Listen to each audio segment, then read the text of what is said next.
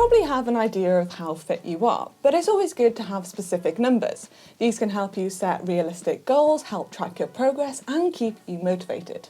Yeah, there are loads of different ways to measure your fitness out on the bike, but we've narrowed it down to just 4 of our favourite ones which you should consider.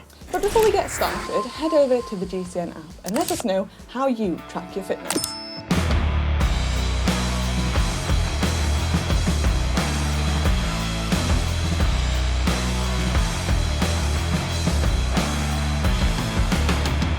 Let's start with why we should measure our fitness. Well, firstly, you should consider doing a fitness test because it's a great way to set a benchmark, maybe a time or a power test, which you can then work and improve on, make targets or identify weaknesses, and also make a structured training plan to go off so you can work towards those targets. So how do we go about doing this? Well, let's find out, man.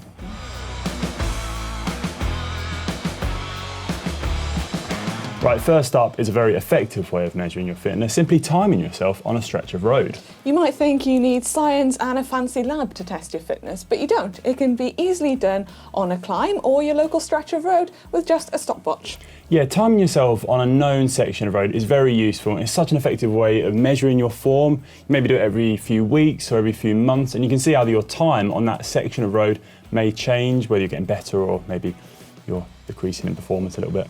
You don't want to measure or time yourself up that stretch of road every time, but it can be hugely encouraging and motivating seeing your time drop on the local climb. I heard you used to use this method, Connor. Yeah, so I was very lucky to base myself near Nice when I was racing, and we used to kind of use the Col de Madone, which is a kind of 10 km plus mountain nearby, to time our efforts. We'd normally do it after a big training block, so you kind of assess how your training had gone and you'd know your progress going into the races that were coming up. And I often knew I was going well if I made it past the drummer on the mountain in time. The drummer? Yeah, there was a drummer who used to sit on the mountain and play his drums. Apparently his wife didn't like him drumming in the house. So you used to go up the mountain? Yeah. I can imagine that's quite encouraging and motivating.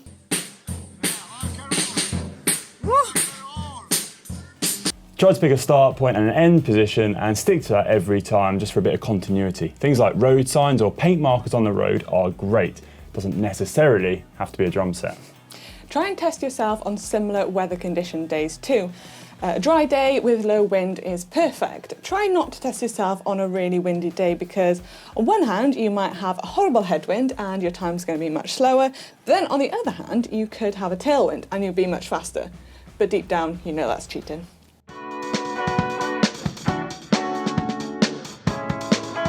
The next one is probably the most popular method of measuring your fitness. Doing a test on a static bike. Now, this is a really great way of tracking your fitness because you're doing it in a controlled environment. There's no tailwinds indoors to kind of change your performance, so you know every single time you can compare it to previous efforts. If you put the fan behind you, you technically would have a tailwind. That's true, man, but I'm not sure it counts. Yeah, probably not.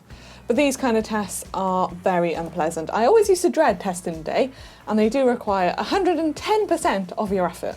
Yeah, and if you do have a smart trainer which measures your power in conjunction with your heart rate, then this is a really brilliant way of tracking your fitness because you'll get a great idea of your power numbers. So you can really accurately get an idea of your fitness and track your fitness over time, so you're making sure you're training at the right intensity. You're not training too hard or too easy. Don't want to be training too easy.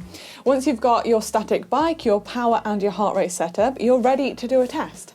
Now there are loads of different tests out there using different methods, but the most popular one is the 20-minute FTP or functional threshold power test.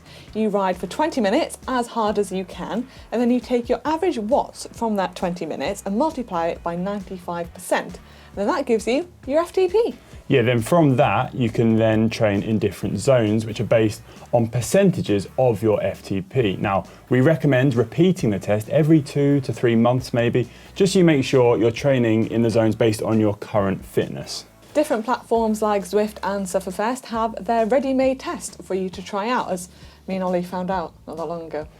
Looks savage, man. It was, yeah.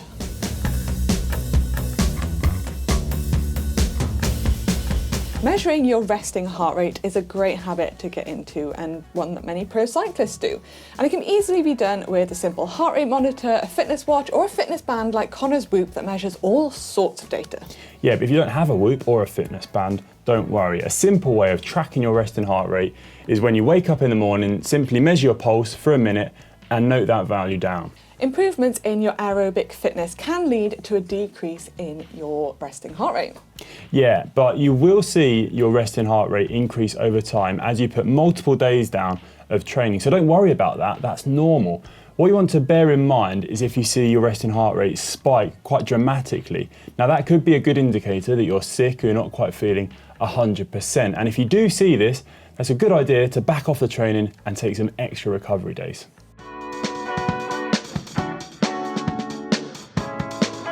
If you want something more immersive, then taking part in a variety of events is a great way to monitor your fitness and improve. Yeah, solo events like time trials are great for this because really it's just you racing against yourself, against the clock. There's no one else around you who could kind of change your performance or your time. If you haven't got any time trials near you, maybe try a race or a sportive. If you haven't tried this before, don't be afraid of giving it a go because competition, I feel, is such an enjoyable, brilliant way to track your fitness and also give yourself that motivation to really push yourself harder. Having a date in the diary is a great way to improve yourself in training and push yourself harder and give yourself something to work towards. You can start off small and then work your way up to the big sportives and races.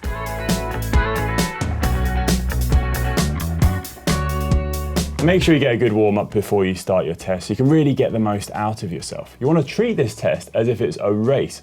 So you want to get used to those procedures that you would go through before competition. Now, if you haven't raced before, it's also a great opportunity to get used to those procedures. So you don't want to do this test in the middle of a hard training block where you might be fatigued and that will really bring your kind of testing numbers or effort down.